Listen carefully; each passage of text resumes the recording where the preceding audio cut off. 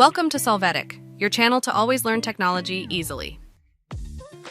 Below in the description, you will find useful links we used in this video.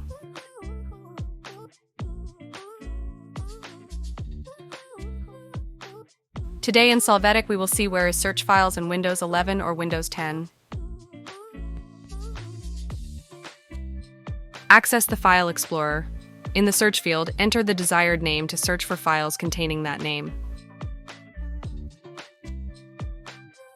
After a moment, you will see all the associated results. Now you can search by file type. To do so, in the box, enter *.* and the extension type. You will see files of this type.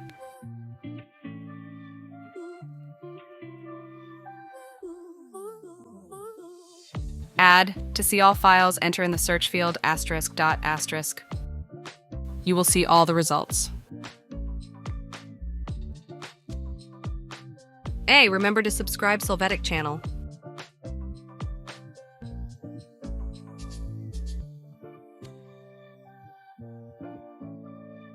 We hope it has been helpful for you.